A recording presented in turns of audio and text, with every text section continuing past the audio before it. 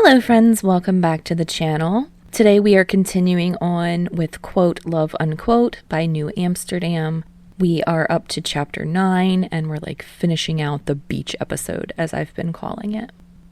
The other side of the bed is cold, sheets pulled crisply back into place. Kirishima rolls over to glance at the place where Bakugou had slept. It gives no indication that he was ever anything but alone. Sighing, Kirishima stretches his arms over his head and blinks at the sunlight filtering into the room. New light, a new day. He needn't carry over the weight of yesterday's emotions. Bakugou's bags are already packed, set to one side of the bedroom door. He must have woken a while ago and left the room as soon as he was able. Kirishima gets dressed and repacks his own bag. This vacation was always going to be short, but Kirishima never imagined it'd leave him so hollow. He wanders into the kitchen and sees half the group seated at the table, nibbling on breakfast and talking amongst themselves. Eijiro and Eijiro sit to one side, heads bowed together as they discuss something. When they hear Kirishima approach, they look up suddenly and nudge over to make room for him. "Don't worry about it," Kirishima says, not taking the space between them. "I'm just looking for Bakugou." "He was here a little while ago," Eijiro tells him, "but he left as soon as he'd eaten." Kirishima runs a hand through his hair. Figures. "Yo, Kirishima," Eijiro says, tugging on the end of his t-shirt to stop him from walking away. "Everything okay?" She looks straight into his eyes when she asks, and Kirishima knows that he's not doing a good job of keeping up the act. Eijiro isn't asking Kirishima, the fake boyfriend, if he's all right. She's asking Kirishima, the real person she knows. "Yeah," Kirishima says, forcing a smile. "I just misplaced him, that's all. I'm gonna go find him before he gets too grumpy about it." Jiro's sharp gaze follows him out of the kitchen. In the open and interconnected rooms of the first floor, it's easy to track the murmur of voices until he picks out the one he's searching for. But before Kirishima steps into the living room to follow the sound of Bakugou's voice, he pauses. "You'll do it," Bakugou says roughly. "You fucking owe me." "You don't need to threaten me," a voice that Kirishima recognizes as Midoriya responds. "Honestly, Kachan, you know You owe me." Bakugou repeats the words with all the venom of a snake's bite. "You'd be nothing if you hadn't been riding my coattails our whole lives, wouldn't you? So, when I ask you for something, you shut up and you do it." Midoriya lets out a long-suffering sigh. "You know that's not true. Maybe in the beginning, but you know I'd do you a favor anyway, right? We can just have a conversation, like normal people, like friends." "Shut up, Deku," Bakugou grinds out. "I'll ask them," Midoriya confirms. "I'm sure they'd be happy to do it anyway." "Whatever." Bakugou's voice is like the burn of open palms hitting gravel and scraping open. "This isn't me asking you for help. Don't get any ideas." "Of course," Midoriya says, his voice echoed by his nervous, abortive laugh. "You never ask me for help, I know that." When the conversation doesn't continue for a moment, Kirishima backs up from the doorway, and not a moment too soon. Bakugou comes out of the room with his hands in his pockets, brows drawn together in a sharp V over his eyes. He pauses mid-stride when he spots Kirishima. They stare at each other. The emotions they'd revealed last night hadn't abated at all. "What are you staring at?" Bakugou mutters finally. "You," Kirishima says honestly. He means it to be flippant, but it comes out with a hint of longing. Bakugou blinks, then glowers at him. "What the fuck are you even talking about?" He stomps away after that. Kirishima had thought they'd talk things out, that he'd explain to Bakugou that he really is happy with how things are. If Riot gets famous, what does it matter what role Kirishima has in it? He's happy with how things are, and just because he hasn't lived up to every one of his dreams doesn't mean he's failed. He's told himself these things over and over again, and if he can just get Bakugou to believe them, everything will be all right. But maybe Bakugo would see straight through those lies. Kirishima-kun. After Bakugo's gone, Midoriya pokes his head out of the doorway. What are you doing here all by yourself? There's something about his expression, open and inviting, that topples the last of the walls Kirishima had been trying to build up. He slumps against the wall, covers his face with his hands. I fucked up, Midoriya, he says. I fucked up so bad. He hears Midoriya step towards him, and when he uncovers his eyes, Midoriya is leaning over him, frowning, as his gaze flicks to the side where Bakugo had just been. I was worried about this, he says under his breath, then aloud. Don't blame yourself too much for Kachan's moods. I want to make him happy, Kirishima says. I want to impress him. I want him to be proud of me, he thinks. Midoriya gives him a wobbly, sympathetic smile. You probably do, more than anyone else, but Kachan is a complicated person, and if you beat yourself up every time he gets upset, you won't be happy. There's an echo of experience in what Midoriya is saying, drawn from a wealth of memory. When Kirishima doesn't respond, Midoriya keeps going. It took me a long time to figure that out. Kachan is... It's hard to step away from him once you get close.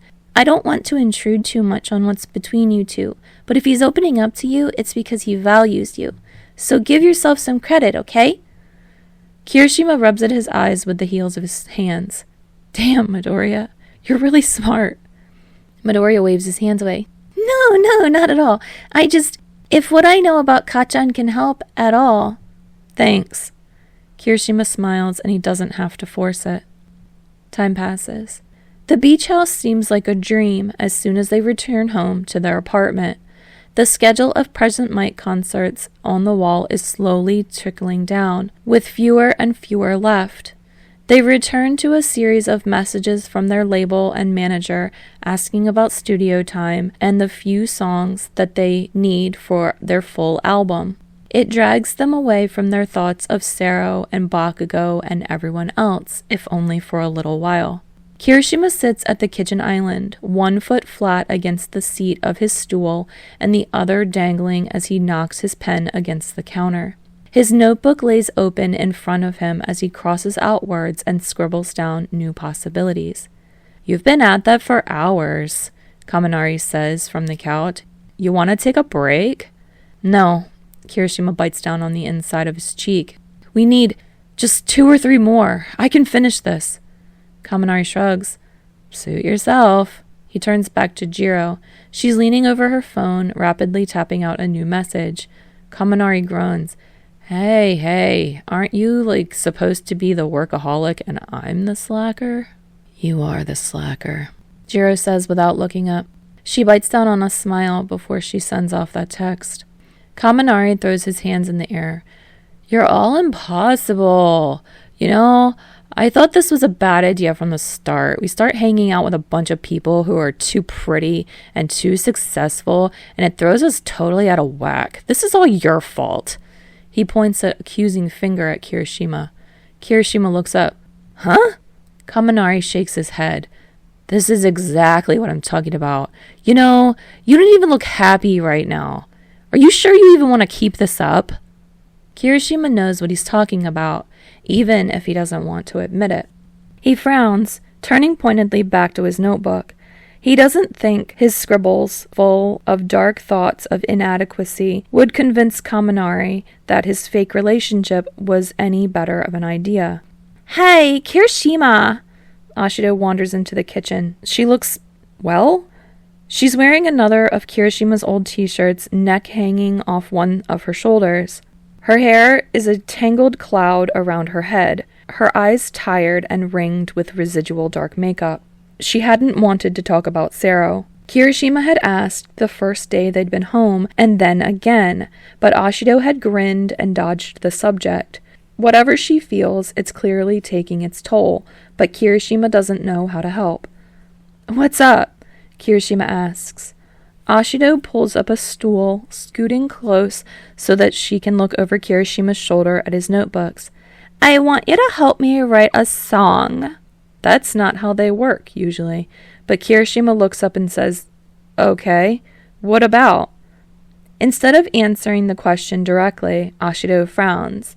I wouldn't have asked you to play in my band back then if I thought you wouldn't want to. If I thought it would be bad for you or make you feel worse. Kirishima blinks.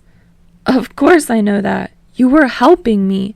Sero doesn't know what he's talking about. But he's not completely wrong, Ashido says. I wanted to help you, but I also wanted to be the best singer I could be, with the best songs. I am selfish. I do like it when everyone's looking at me. From the living room, Jiro and Kaminari are listening. Ashido must know this, must want them to hear too. That's not true, Kirishima protests. You've got a big heart, Ashido. Ashido smiles crookedly at him. Not always. But Sero knew that. When he first met me, I was a teen idol, a diva. And he liked that about me. I know he did. I made his life exciting. He felt special because I liked him, and I was me. A heavy weight falls on Kirishima's chest. He's felt that before, not from Ashido's perspective, but from Sero's. Of course, it feels good to be the one noticed by someone who doesn't have time for anyone else. Of course, it feels good to be the one liked by someone who only ever hates. It's addicting. It's affirming. It's dangerous. But he knew that. Ashido's brow furrows, and her hands clench into fists. He knew that when we started dating. He doesn't get to hold that against me now. He doesn't get to judge me. He's a jerk, Jiro says from the living room couch. You don't have to feel bad based on what he said, Ashido. It's fine, Ashido says, shaking her head. I'm feeling a lot of things, and that's what we do, isn't it? We turn feelings into music. Kirishima catches Jiro's eye across the room, and understanding settles between them. The potency of what Ashido is feeling should be channeled into something. Kaminari drums his fingers against the arm of the couch. I don't know whether I want to hug everyone or tell you all to get back to work. He sounds harassed about this.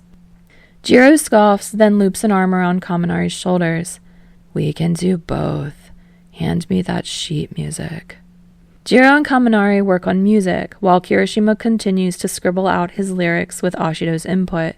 Beside him, his phone buzzes against the counter. He frowns when he sees who the message is from.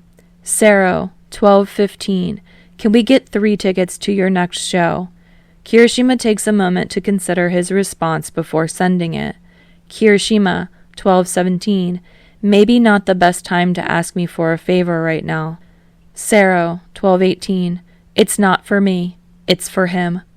There's no need for Kirishima to ask for clarification. He wonders if he can keep this up, if he even wants to see Bakugou right now. He wonders why he's upset that Bakugou wants to bring someone else, to someone else's, to his concert. But he still hasn't learned to say no. Kirishima, 12:20. Okay. Time passes. The show is over before Kirishima even realizes it's begun. He's so focused on not looking towards the VIP box, on not relying on seeing Bakugou there, that time passes him by entirely. After the set, he stumbles off the stage with the rest of Riot, and it's only the ache in his muscles and the sweat beating down his brow that tells him he was there at all. Yamada is in their waiting room backstage, pulling a comb through his golden hair, even though it's been sprayed into a solid mass. He glances up when they enter, pocketing the comb to offer a thumbs up. Yo, kids! Good job out there! Thanks, Yamada-san! Ashido chirps as the rest of them flop down on the couches. After months in residency with Present Mic, their stamina is much better than it had been when they were just playing at clubs and the like. But the impact of the show still hits them. Yamada says, giving them a considering look. You're winding down to the end of the show. Have y'all thought about what you're going to do next? Kirishima's head falls back against the couch. He hasn't given it any thought at all.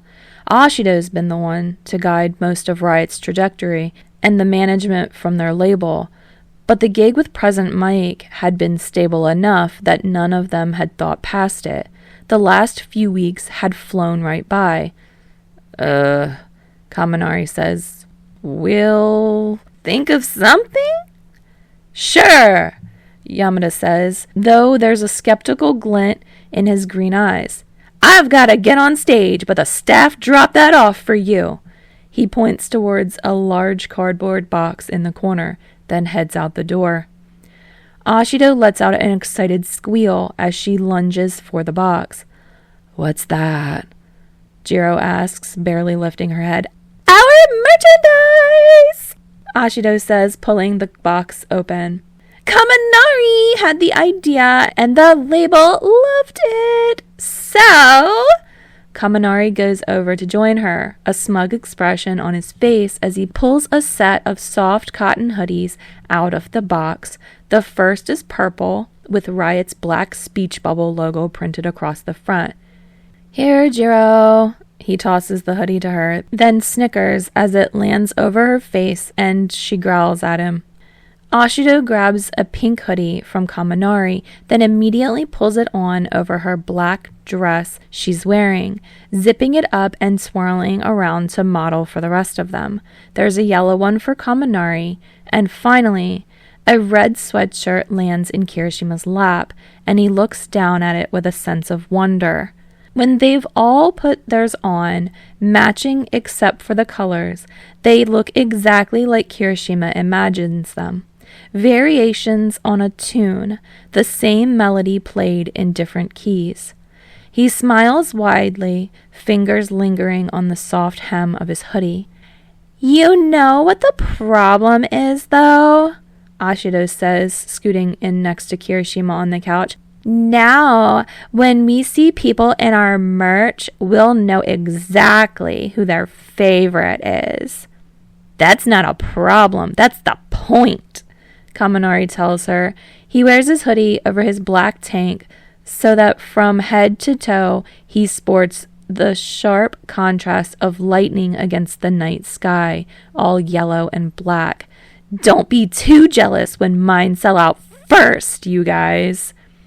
I'm not holding my breath for that, Jiro tells him. Pink's going to win, Ashido says. I think we're all going to do just fine, Kirishima says. He imagines a sea of their colors, evenly interspersed. He doesn't need it to be dominated by red. Riot is all of them, and whether someone wants to wear purple or yellow won't change that. Ashido elbows him in the side. Where's your manly pride? Tell us you're going to beat all of us. She dissolves into laughter, Kaminari joining in with her. Someone knocks sharply on the other side of the door, and then one of the stage managers pokes her head in. Sorry to interrupt. Some of the VIP guests would like to come backstage to meet you. Should I send them in? She looks straight at Kirishima as she asks the question. Bakugou hadn't wanted to come backstage last time. It's your boyfriend, the stage manager says, a sly smile on her lips because, of course, she's just one more person who only knows the public version of the story. She has no idea that Bakugou and Kirishima are fighting or frustrated with each other or however they left it. And how could she know when Kirishima himself can't even figure it out? Yeah, that's fine, Kirishima says. Send them back. She tilts her head to give him a questioning look, but quickly disappears behind the door again. He brought people with him, didn't he? Kaminari asks. Who do you think it is? Kirishima shrugs. Honestly, I have no idea. He doesn't even want friends. But some part of Kirishima is more angry than curious. He can't imagine Bakugou inviting even Uraraka to come see a concert with him, and he'd certainly never want to spend more time than he had to with Midoriya or Yaoyorozu. Even Sero he only tolerates, really. But is Kirishima just completely unaware of another category of person in Bakugou's life? Someone he likes more than all of these people he's forced to spend time with or passively tolerates. Is there someone he likes more than me? He wonders. Heat washes over him. He's been working so hard, trying his best to break through to Bakugou, and he casually just shows up with friends? What the fuck is that? There's a knock at the door before it opens again. Kirishima looks up, face set into fierce lines, and then his jaw drops. The first person to enter the room is tall and broad-shouldered. His eyes are dark, but his hair is shining gold, curled over his brow in a way so perfect it must be natural. Kirishima has seen his face before, plastered over town in posters for the indie film with some French title, Le Million, something like that. Togeda Mirio, who has so many acting awards it's almost laughable, given that he's only a few years older than Kirishima. Coming up right behind him, following like a shadow, is a lanky young man with pale skin. His dark hair is cut jaggedly, shadowing his eyes and framing his face. His hands flutter nervously at his sides, belying the aesthetics of the outfit. Combat boots and ripped black jeans, leather bracelets at his wrists, and a choker tight around his neck. Kirishima's heart stops. Oh my. Holy!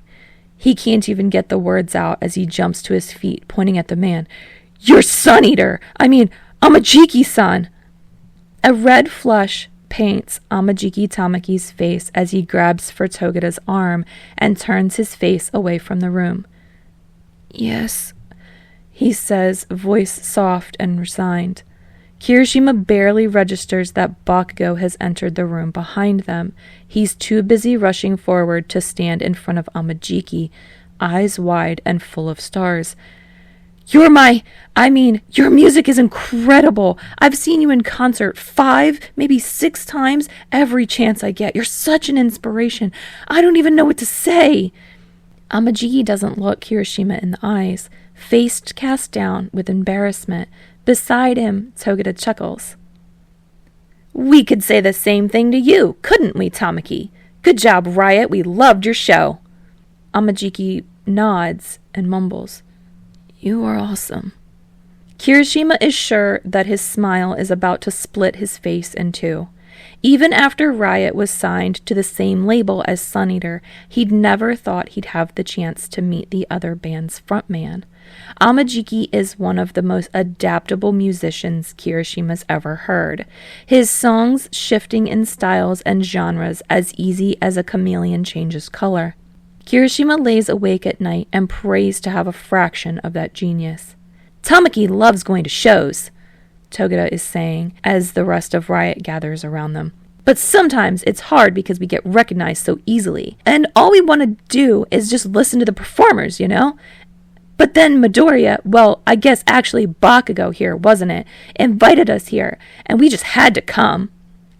We are glad you enjoyed it, Ashido is saying, while Jiro nods. You guys are like really famous, Kaminari blathers. This is kind of amazing. Togeda leads the conversation, but Kirishima is focused on Amajiki the whole time. He doesn't say much, stays close to Togeda's side, but every nod, every slight smile, every approving word, they all make Kirishima's heart swell. This is clearly someone who doesn't offer praise easily, who has a truly discerning ear for music, and he'd liked Riot's show.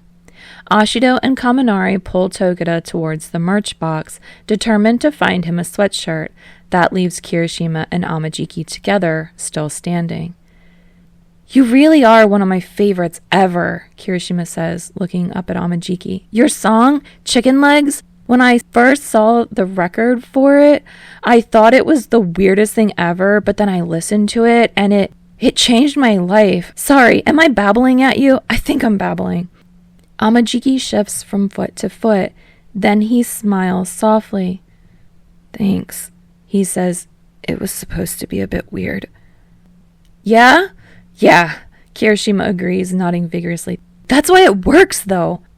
You guys were really good tonight, Amajiki says. His voice is reedy, which puts an amazing tone in his music. Spoken and not sung, it emphasizes his reticence. We should collaborate sometime.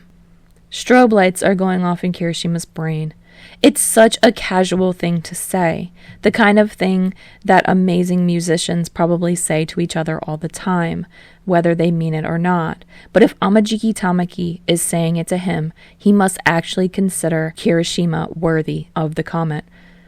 Amajiki-san wants to collaborate with me, he says as though he's speaking to someone else. He turns, looking for Bakugou, wanting to share this with him, but Bakugou is no longer in the room. Kirishima turns fully, eyes narrowed as he looks for Bakugou. There's Jiro back on the couch and Ashido and Kaminari pulling a pink Riot sweatshirt over Togura's shoulders, and Amajiki leaning against the wall, looking at him curiously. I think I just lost my boyfriend, Kirishima says, frowning. And I should probably go rescue mine, Amajiki says under his breath. Kirishima doesn't know whether he was meant to hear that, and when he glances back at Amajiki, the other man lifts a single finger to his lips. As their eyes meet, an understanding passes between them. Kirishima's been entrusted with a secret. He nods, places his hand over his heart for a moment. Then he calls out, Anyone see where Bakugou went? Jiro points out the door. He said he had to go get some air. Kirishima doesn't know how he could have missed that. He takes his leave of the rest of them, then races out into the hallway. It only takes a minute to find the stage manager, who points him towards the back entrance, a good place to go if all you want is air.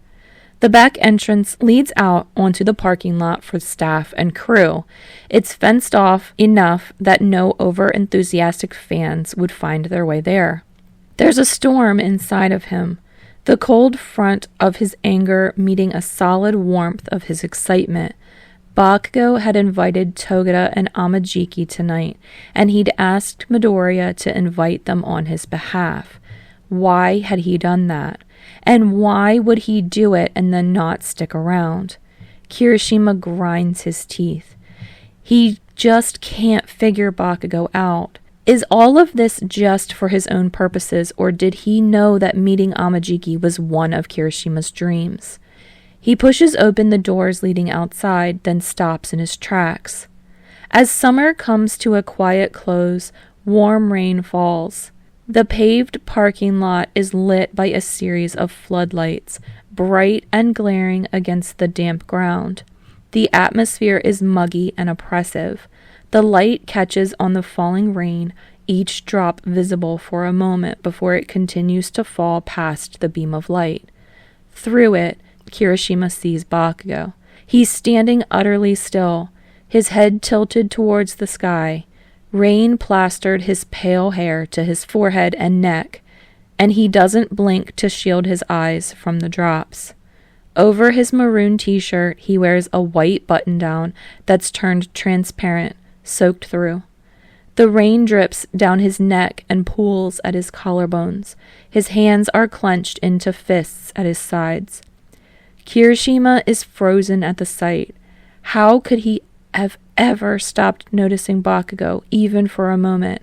His gravity is so strong, it pulls the breath out of Kirishima's lungs. As Kirishima looks at him now, he can't decipher what Bakugou is feeling, why he's doing this. There's an anger in the tension of his clenched hands, the pull of his spine. He glares up at the sky with bloodshot eyes, but his expression is more empty than angry. What are you doing? Kirishima calls out as soon as he finds his voice. Bakugou doesn't respond. Instead, he closes his eyes and stays very still. It's like he's gathering strength. He lifts a hand to rub the rain off his face, and then finally turns to look at Kirishima. Fucking nothing. What do you care? He shivers as he speaks. The weather is warm enough that Kirishima doesn't mind getting slightly damp, but who knows how long Bakugou has been standing out here. His clothes are completely soaked. I can get behind the whole manly you against the weather thing, Kirishima says, stepping forward. But this is a bit much. Bakugou glares at him. His forehead and cheeks are red. Dude, Kirishima says, you look kind of awful. Or as awful as you can look, anyway. The color in Bakugou's cheeks deepens. Stop saying shit like that. One side of Kirishima's mouth lifts in a crooked smile. I can't help it, I blabber. Obviously. Bakugou grumbles. You never know when to shut up. He takes a step towards Bakugou, but sways on his feet. Kirishima lunges forward to steady him, and Bakugou doesn't even bother trying to fight him off. Bakugou ends up leaning against Kirishima's side, shivering. You're burning up, Kirishima tells him, concerned. He pulls away from Bakugou just for a moment, tugging off his hoodie so he can drape it around Bakugou's shoulders. It's slightly too big for him, making him look young and vulnerable as it hangs off of him. Come on, let's get you out of the rain, Kirishima says. Bakugou grunts, but he doesn't resist as Kirishima guides him back into the building. He shivers again, sending beads of water from his hair. As they step through the hallway, he pulls his arms through the sleeves of Kirishima's hoodie and tugs it tighter around himself. Kirishima gurgles out a laugh. You're the first person to have my merchandise. Bakugou gives Kirishima a sideways look. Makes sense, he mutters. I'm your fucking boyfriend. Right, Kirishima thinks distantly. Bakugou in a Riot hoodie would definitely make for good photo ops. How do you know Amajiki-san anyway? Kirishima asked, sticking close to Bakugou's side. I don't. Deku did a movie with Tokuda. He makes friends everywhere. Kirishima hums softly. You know, I've figured something out about you, he says. What's that? Bakugou eyes him suspiciously. You must be a huge Riot fan, he says smugly, because you came back a second time. Bakugou shoves at Kirishima. Fuck right off, shitty hair. All right, friends, thank you so much for joining me for Chapter 9. I hope you guys liked the end of the beach episode and then moving into a second concert. I think they're so cute, and I love this. I love that we get Tokuda and Amajiki in here.